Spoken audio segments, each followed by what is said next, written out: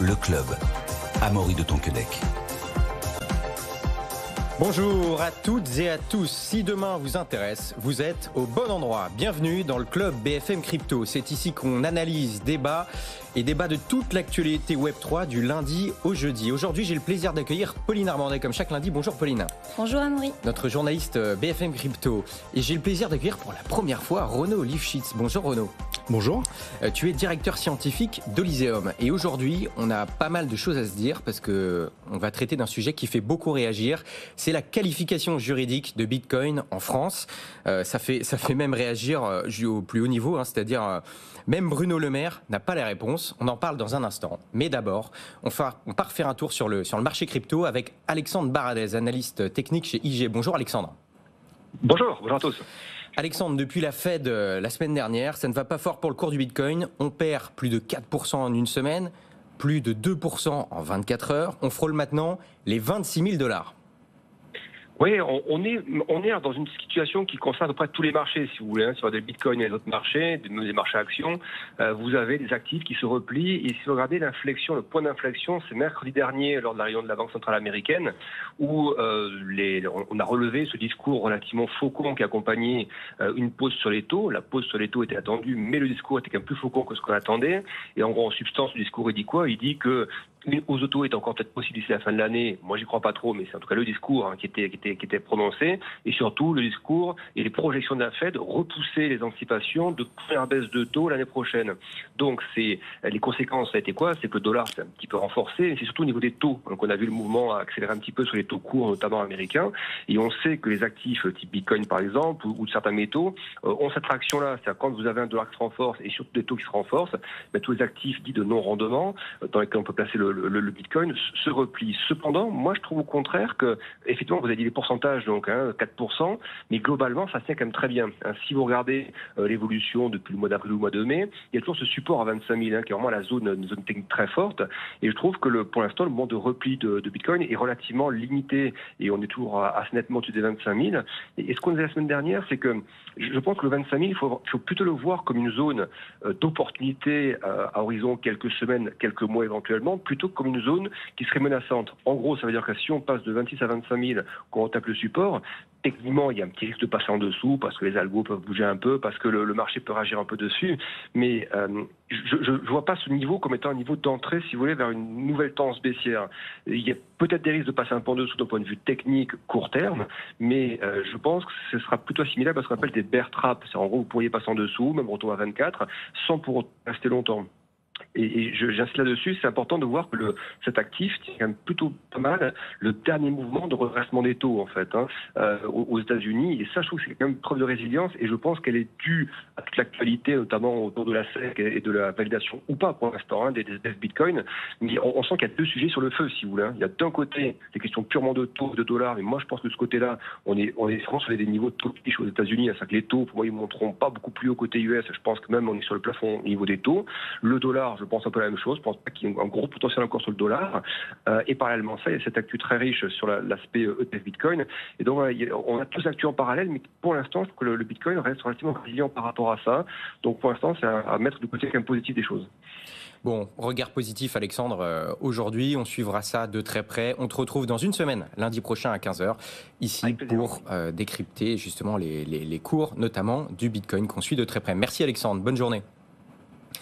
Pauline, tu viens de publier un article d'ailleurs qui est disponible sur le site de BFM Crypto, une enquête sur la qualification juridique du Bitcoin. Il y a déjà beaucoup de réactions, n'hésitez pas à aller lire cette enquête.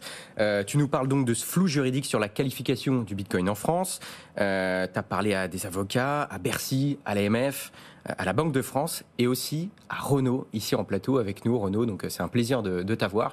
Renaud, toi, ça fait depuis 2010 que tu es dans cet écosystème. Tu devais te sentir assez seul au départ. Est-ce que tu peux nous expliquer comment tu es tombé dans le Bitcoin ? Oui. Alors, j'ai commencé l'informatique très très tôt, dès l'âge de 5 ans, et la cybersécurité juste après, mais peu de temps après. Et Bitcoin, pour moi, c'était un peu magique en termes de cybersécurité, parce qu'on pouvait envoyer en fait des fractions d'unités, de monnaie, de points, de pair à pair, sans qu'il y ait besoin d'arbitre, pour nous départager. Et donc, on avait une certaine forme de résilience et d'indépendance. Il y avait besoin de personne, autrement dit, pour faire les comptes.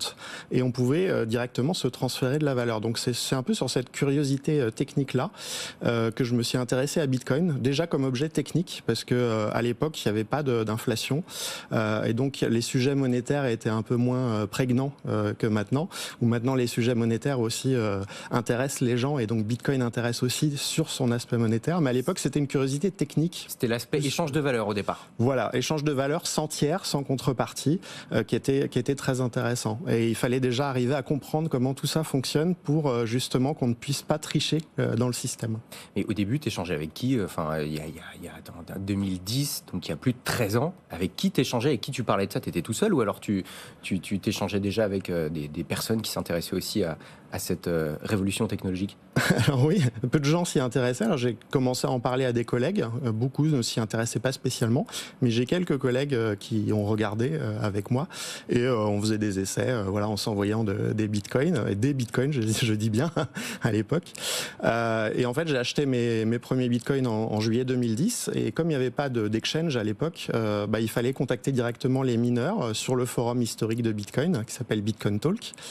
Donc on les contactait en message privé et on proposait directement de leur acheter des bitcoins fraîchement minés par PayPal. Et puis il y avait un système de réputation pour éviter qu'il y ait des arnaques et qu'on envoie de l'argent à des mauvaises personnes simplement. Et à l'époque, honnêtement, pour finir là-dessus, c'était quoi l'idée que tu avais derrière la tête? C'était pour t'amuser ou alors tu sentais qu'il allait se passer quelque chose de grand comme il s'est passé aujourd'hui? Pour étudier l'objet, comme je l'ai dit, surtout c'était la curiosité technique sur l'objet. Et puis après, je me suis dit, oui, ça va probablement prendre de la valeur puisque ça vaut rien. Donc j'en ai acheté quelques milliers à l'époque. Juillet 2010, on était autour de 5 centimes de dollars l'unité, donc un peu moins en euros si je dis pas de bêtises.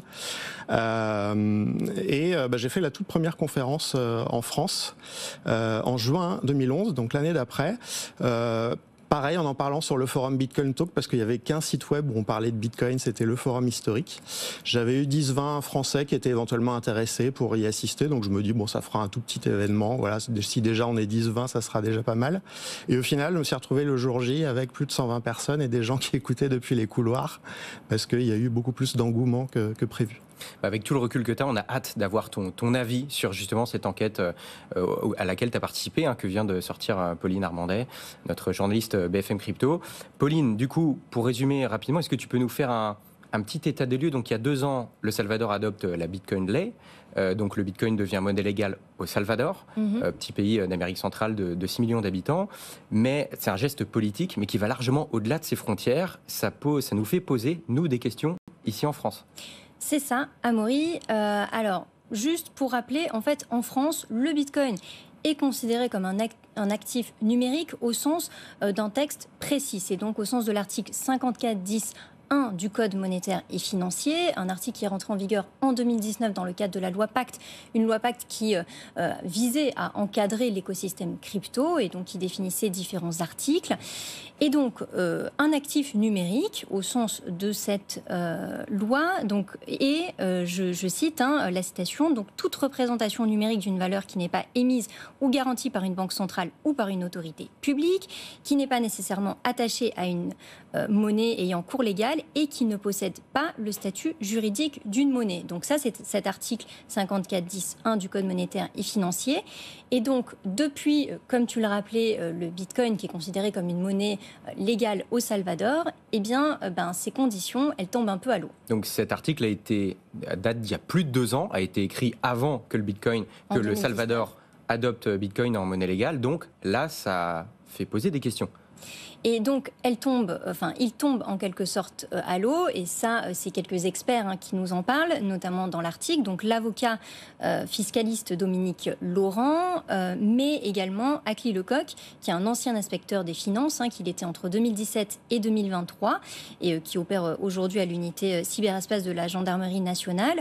En fait, ce qu'ils expliquent, c'est que cet article, et notamment ces conditions cumulatives qui vont définir un actif numérique, elles sont plus forcément d'actualité, en tout cas en ce qui concerne le Bitcoin, parce qu'on va prendre par exemple une condition cumulative, typiquement le fait de dire qu'un actif numérique n'est pas nécessairement attaché à une monnaie ayant cours légal. Du coup, vu que le Bitcoin a cours légal au Salvador, cette condition cumulative, typiquement, elle va tomber à l'eau. Donc, selon eux, le Bitcoin ne devrait plus être considéré comme un simple actif numérique, entre guillemets, mais bien comme une monnaie légale. En France, et d'ailleurs, il y a un député français proche de l'écosystème crypto, Jean-Michel Miss, qui avait déjà interpellé Bruno Le Maire quelques mois après l'adoption du Bitcoin au Salvador. Donc, Bitcoin au Salvador, c'était septembre 2021. Lui interpelle Bruno Le Maire en décembre 2021, mais Bruno Le Maire, je crois, n'a jamais répondu.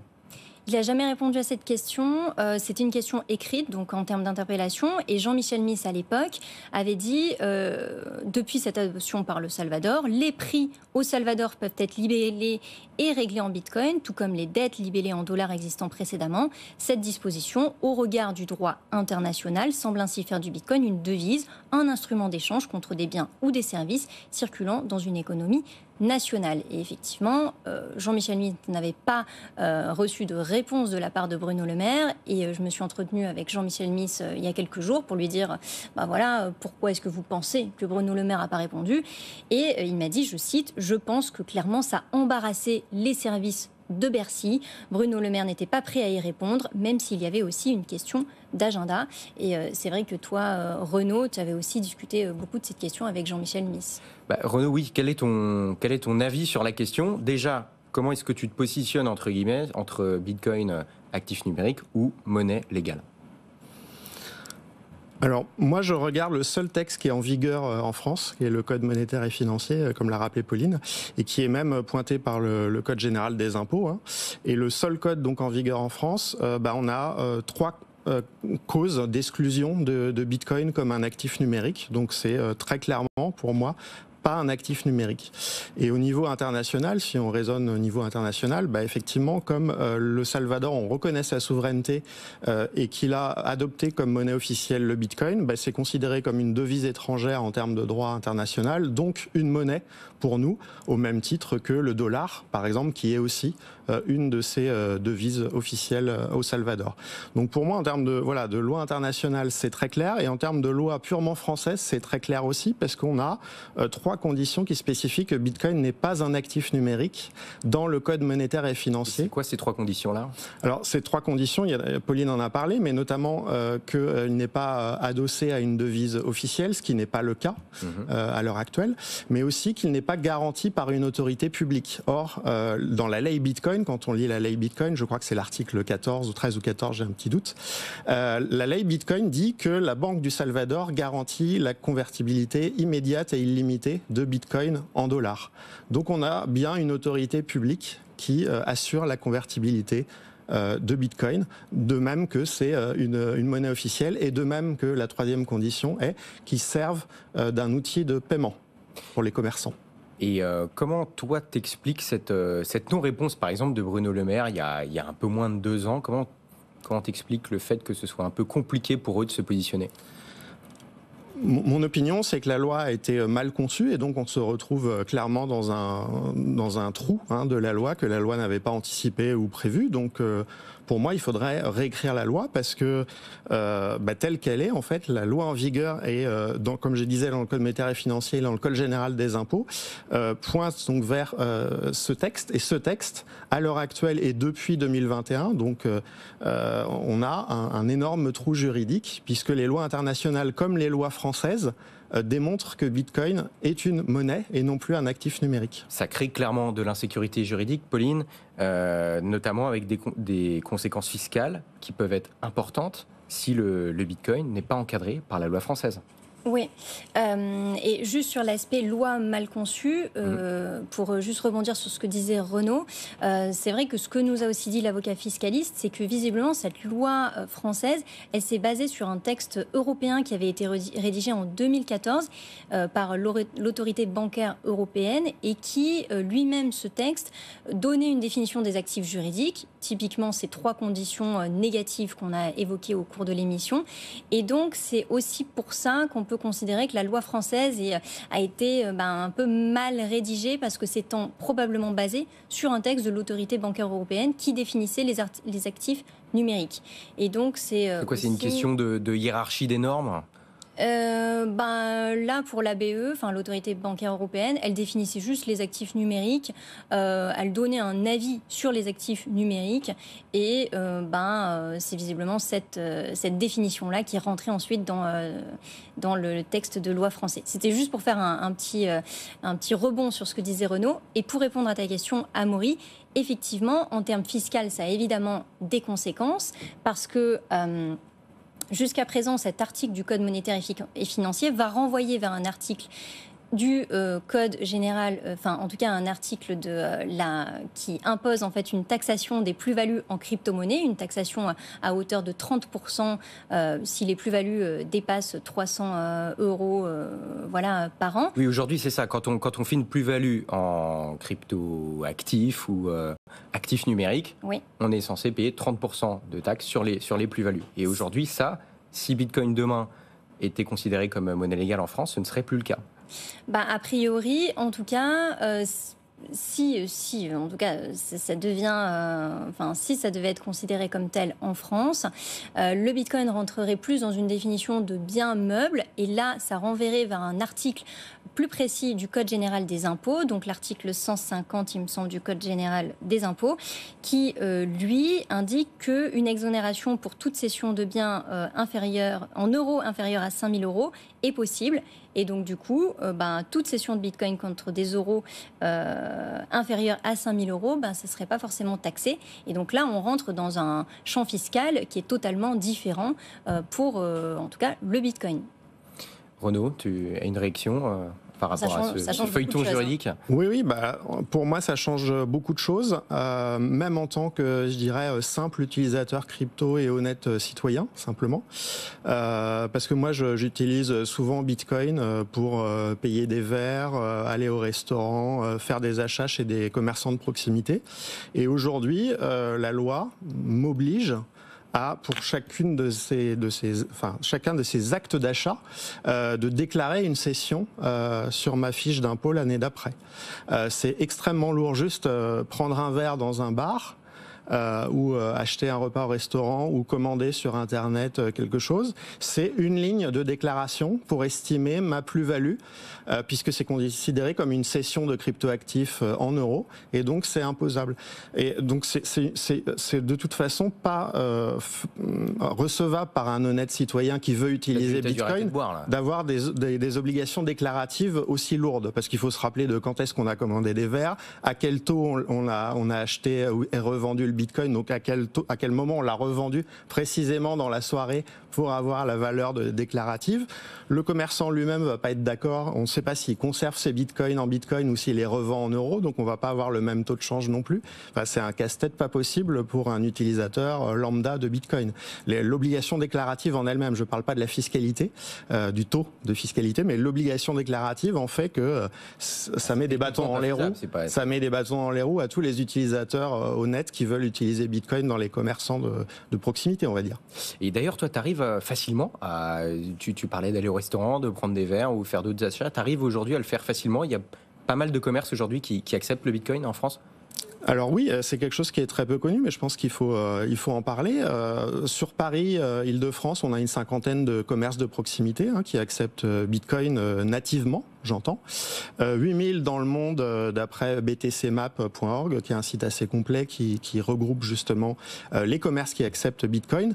Je parle uniquement des commerces physiques, mais il y en a encore plus en ligne. Hein. Si on inclut les commerces en ligne, on peut presque quasiment doubler ce chiffre-là. Et soit on paye en Bitcoin le commerçant, soit on utilise une carte bancaire crypto. Pauline avait fait un article sur les cartes bancaires crypto très récemment, ce qui permet de payer les commerçants qui n'acceptent pas Bitcoin grâce à ces cryptos. Mais dans les deux cas, on a une obligation déclarative puisqu'on vend du Bitcoin lors de cet acte d'achat. Aujourd'hui, Pauline, où en sont les autorités françaises quant à leur... où est-ce qu'elles en sont dans leur raisonnement? Parce qu'on voit qu'il y a 2 ans, Bruno Le Maire, un peu moins de 2 ans, n'avait pas répondu. Aujourd'hui, quel est leur positionnement? Alors, quand on leur a posé la question, l'AMF, donc l'autorité des marchés financiers, elle cite l'article 54.10.1 pour qualifier juridiquement le Bitcoin. En revanche, et ce qui est nouveau, et c'est ce qu'on a souligné dans l'article, c'est que la Banque de France comme Bercy vont citer un texte supplémentaire, et notamment le règlement européen MiCA, qui a été adopté par l'Europe en juin dernier et qui rentrera totalement en application à partir de fin 2024. Et donc, typiquement, la Banque de France, pour qualifier le Bitcoin juridiquement, va à la fois citer l'article du Code monétaire et financier et en même temps dire que le Bitcoin ne peut pas être qualifié de monnaie au sens du droit européen, parce que donc MiCA va définir ce qu'est une monnaie, typiquement une monnaie qui va être émise par une banque centrale. Et donc la Banque de France va nous dire le Bitcoin ne remplit pas la condition de monnaie, mais il rentre dans la définition de cryptoactif au sens du droit européen. Donc on va dire que là, la Banque de France va se rattacher davantage au droit européen maintenant pour qualifier juridiquement le Bitcoin. Et c'est pareil carrément pour Bercy. Alors c'est... On va dire qu'à l'époque, Bruno Le Maire avait esquivé la question de Jean-Michel Miss sur la qualification du Bitcoin. Et là, de nouveau, nous, quand on leur a demandé ce qu'ils en pensaient, ils vont pas faire référence à l'article du Code monétaire et financier et directement parler du droit européen pour qualifier le Bitcoin. Sauf que MiCA, ça rentrera vraiment en application en 2024, ce qui explique qu'il y a quand même toujours un flou au niveau de cette qualification juridique du Bitcoin.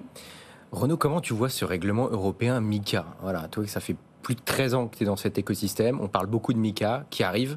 Comment est-ce que tu vois les choses? Est-ce que tu penses que ça peut solutionner toutes les questions qu'on se pose aujourd'hui? Alors, moi, je trouve déjà la réaction de la Banque de France et de Bercy assez intolérable pour 2 raisons. Ils invoquent 2 choses.